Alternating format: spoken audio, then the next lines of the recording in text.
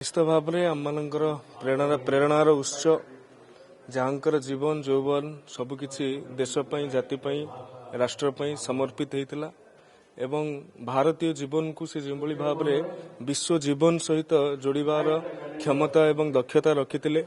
साहित्य प्राण पूर्वतन प्रधानमंत्री भारत रत्न अटल बिहारी वाजपेयी जन्म जयंती तथा सुशासन दिवस अवसर में आज राज्य स्तरीय कविता पाठोत्सव शब्दर अर्घ्य आज से अर्पण करा जाउछि।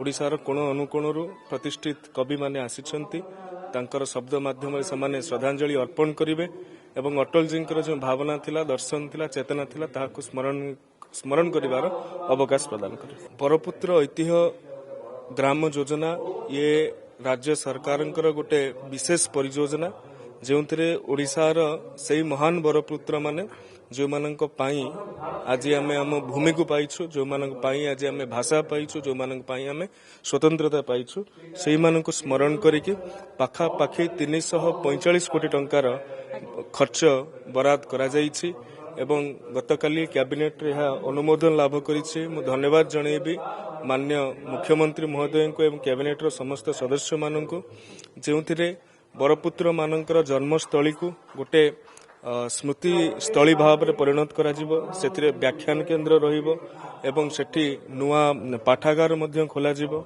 आम्पी थिएटर ओपन एयर ऑडिटोरियम ठारू आरंभ करी अन्यान्य व्यवस्था मध्य रहिबो जेउथिरे स्थानीय जनसाधारण एवं बरपुत्र मानक उपरे श्रद्धा रखुतुबा समस्त व्यक्ति विशेष सेठाकू आसीपारे, छात्र छात्री माने सेठाकू आसीपारे जो मानक भितरे से बरपुत्र मानकर चेतना को आमे उद्रेक करि परिबा। गतकाली कैबिनेट रो अनुमोदन पाई सारिछि एवं गत सप्लीमेंटरी बजेट रे मध्ये आमे एथि निमंते प्रारंभिक पर्याय रे 100 कोटी टंका अनुमोदन करा जाइछि।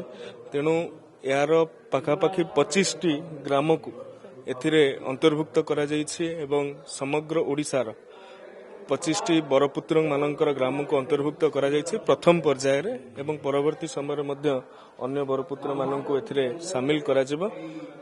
खूब शीघ्र आरंभ तो हमको सप्लीमेंटरी तो आम 100 कोटी सैंक्शन कर सारी तेणु आम प्रोसेस रे अछु।